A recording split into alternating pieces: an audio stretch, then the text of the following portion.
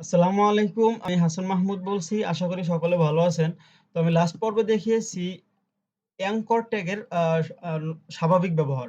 যেটা মাধ্যমে একটা লিঙ্ক তৈরি করব। এই মানে নিজের ডিরেক্টরি থেকে অন্য কোনো ওয়েবসাইটে আমরা যেন যাইতে পারি এবং একই পেইজে কিভাবে থাকতে হয় সেটাও আমি দেখিয়েছি। তো এই পর্বে আমি দেখাইতে যাচ্ছি যে বিষয়টা সেটা হচ্ছে দেখেন এই একটা ওয়েবসাইট। তো আমি যখন এখানে ক্লিক করছি এটা কিন্তু সাব মেনু এগুলো আমি দেখাবো সিএসএস পার্টে কিন্তু এখন না। এইখানে যদি আমি ক্লিক করি তাহলে দেখেন কি হয়। তাহলে হোম টু নামে যেই পেজটা তৈরি করা ছিল ওই পেজে আমরা চলে আসতেছি। আবার অ্যাবাউট আস এইখানে যখন ক্লিক করছি তখন এই পেজে চলে আসছে। তো বিষয়টা ক্লিয়ার যে মানে একটা অপশনে ক্লিক করলে অন্য পেজ যেন আমরা যাইতে পারি। মানে আমরা তো ১ম এ যেইটা দেখিয়েছি যেমন এটা এক পেজের ওয়েবসাইট। এখানে ক্লিক করলে জাস্ট এই পেজেই থাকছে, জাস্ট নিচে স্ক্রল করে নিচে নেমে আসছে। কিন্তু এখানে হচ্ছে অনেকগুলো পেজের সমষ্টি, অনেকগুলো পেজ নিয়ে একটা ওয়েবসাইট তৈরি করা। তো এই বিষয়টা আপনারা কিভাবে করবেন সেটা এখন দেখাইতে যাচ্ছি। ডিজাইনটা আমি এখন করব না। আমি বিষয়টা দেখাইতে যাচ্ছি কিভাবে লিঙ্ক তৈরি করতে হয়। লিঙ্ক তৈরি করার পর আস্তে, আস্তে আমরা ডিজাইন পার্ট যখন দেখব তখন এই বিষয়টা ক্লিয়ার হয়ে যাবে। তো ১ম এ যেই কাজটা করতে হবে তাহলে অনেকগুলো পেজ আগে তৈরি করতে হবে। তারপর একেকটার সাথে লিঙ্ক করিয়ে দিয়ে প্রত্যেক পেজে আমরা যাইতে পারবো। তো বিষয়টা দেখেন তাহলে ক্লিয়ার হয়ে যাবে। ১ম এ যে কাজটা করতে হবে অনেকগুলো পেজ তৈরি করতে হবে। তো আমি পেজ ক্রিয়েট করি।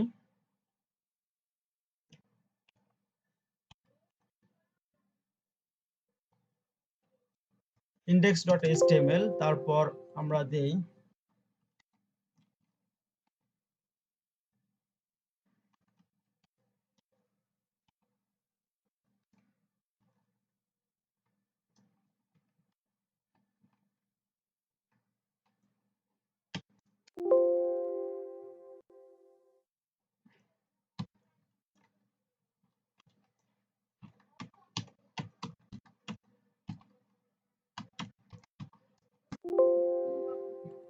৪-৫ টা পেজ আমরা তৈরি করে নেই।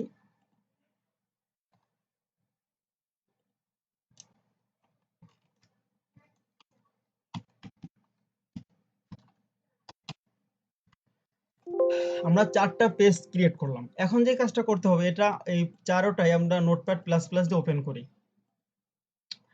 আর ইনডেক্স ডট এর মধ্যে আমরা ১ম এ কাজ শুরু করি। HTML5 এর স্ট্রাকচার নিয়ে আসি। কন্ট্রোল ই তাহলে ফুল স্ট্রাকচার চলে আসবে। আর এই বিষয়টা তখনই আসবে যখন এই নোটপ্যাড প্লাস প্লাস এর সাথে জেন কোডিং অপশনটা থাকবে। তাহলে এই অল্প সময়ে অনেক কাজ করা সম্ভব। এর জন্য যে কাজটা করবেন এই আমার ইউটিউব চ্যানেলে গিয়ে এই ২ টা টিউটোরিয়াল দেখে নেবেন। এটা হচ্ছে নোটপ্যাড প্লাস প্লাস ডাউনলোড আর এটা হচ্ছে জেন কোডিং অপশনটা কিভাবে আনবেন। তাহলে এই বিষয়টা ক্লিয়ার হয়ে যাবে। তো আমাদের পেজ হচ্ছে ৪ টা। তার মানে অ্যাঙ্কর ট্যাগ নিতে হবে ৪ টা। কন্ট্রোল ই তাহলে ৪ টা অ্যাঙ্কর ট্যাগ শুরু শেষ চলে আসছে। এর মধ্যে লিখতে হবে কি লেখাটা ব্রাউজারে শো করবে। তো আমি চাচ্ছি এখানে শো করবে হোম, হোম পেজ। তারপর আমরা কন্ট্রোল ডি দিয়ে ডুপ্লিকেট করি আর এখানে শো করবে জাস্ট অ্যাবাউট, অ্যাবাউট আস। আর পরেরটাই শো করবে ব্লগ। আর লাস্টে শো করবে কন্টাক্ট আস, কন্টাক্ট আস। এখন আমরা এটাকে রিলোড দেই তাহলে দেখি কি অবস্থায় আছে। নরমালি এই প্রত্যেকটা অপশন চলে আসছে। এখন আমি চাচ্ছি হোমে যখন ক্লিক করব তখন হোম পেজে থাকবে অ্যাবাউট আস, এখানে যখন ক্লিক করব অ্যাবাউট পেজে যাবে। এই যে একটা লোকেশন আমি বলে দিচ্ছি এইটাই এখানে বলে দিতে হবে যে এটায় ক্লিক করলে কোথায় যাবে? এই লোকেশনটা এখানে বলে দিতে হবে। তো ১ম পর্বে আমি অবশ্য দেখিয়ে দিয়েছি কিভাবে এই কাজটা করতে হবে। তো এখন দেখলে আরো ভালোভাবে ক্লিয়ার হয়ে যাবে। তো আমি চাচ্ছি হোমে ক্লিক করলে এই index.html এই পেজে থাকবে। আবার অ্যাবাউট আস এখানে ক্লিক করব তখন যাবে এই পেজে, অ্যাবাউট পেজে চলে যাবে। এটাকে কপি করে এখানে বসিয়ে দিতে হবে। তাহলে লোকেশনটাও পেয়ে যাবে। কন্টাক্ট আস,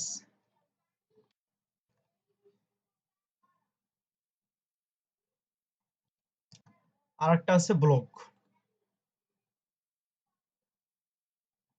কপি করে নিয়ে যাচ্ছি। কপি কন্ট্রোল সি দিয়ে অথবা এভাবে আমরা কপি করতে পারি যেভাবে খুশি, কোনো সমস্যা নেই। এখানে জাস্ট লিঙ্কটা দিয়ে দিতে হবে। আর আমরা যে এই পেজে যাচ্ছি এটা যেন আমরা বুঝতে পারি এর জন্য একটু লিখে দেই, যেমন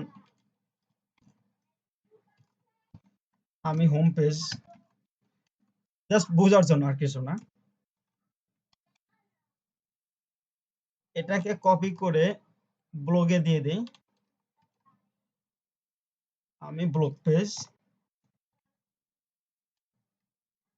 কন্ট্রোল এস দিয়ে সেভ করতে হবে, সেভ না করলে আবার শো করবে না। আর এখানে দিয়ে দেই কন্টাক্ট, কন্ট্রোল এস সেভ। আর এটা হচ্ছে অ্যাবাউট।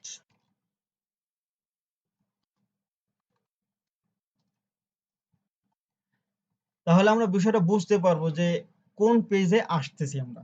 এখন এইটাকে আমরা রিলোড দেই। নরমালি এই পেজে আমরা আসি, এই হোম পেজ। এখানে মানে অন্যটার যেই কালার, এটার কালার কিন্তু একটু ভিন্ন। আর এগুলো আমরা মেনু কিভাবে তৈরি করতে হয় এটা সিএসএস পার্টে দেখব।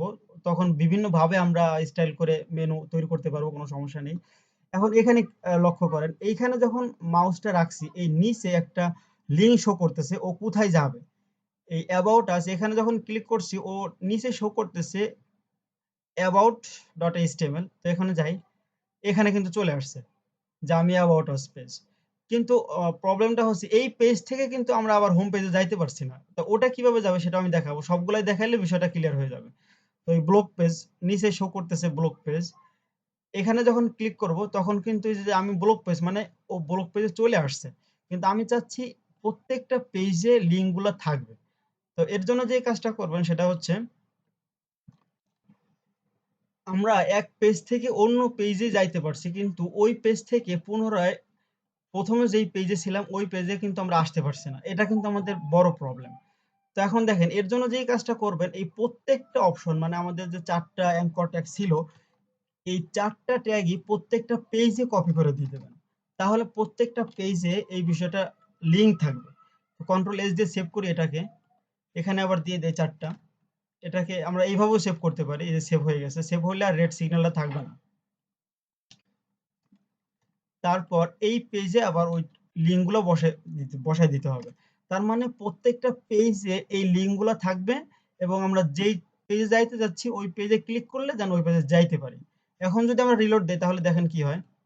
তাহলে আমি ব্লগ পেজ, তার মানে কি ব্লগ পেজে আমি আছি। এখন যদি আমি যাই কন্টাক্ট আস এই পেজে যাইতে চাই, এখানে ক্লিক করি, কন্টাক্ট আস এই পেজে চলে আসছি।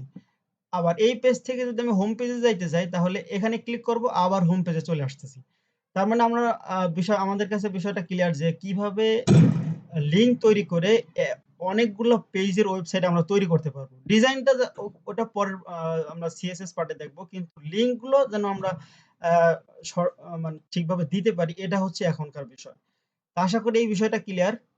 আর কোনো ও, ধরনের অস্পষ্টতা আশা করি কারোর থাকবে না এটা ভালোভাবে দেখলে। তো আমি পরবর্তী টিউটোরিয়ালে যেটা দেখাবো মানে ভিডিওটা মানে আমি চাচ্ছি ফুললি কমপ্লিট করতে, যেন এটা এই টিউটোরিয়াল গুলো এ টু জেড দেখলে যে কোনো ধরনের প্রফেশনালি আপনারা ডিজাইন করতে পারবেন, যে যত বড় হোক ছোট হোক সব ধরনের ডিজাইন করতে পারবেন। কিন্তু বিষয়টা হচ্ছে ধৈর্য ধরে এ টু জেড দেখতে হবে এবং বোঝার চেষ্টা করতে হবে। Okay, thanks for watching this video.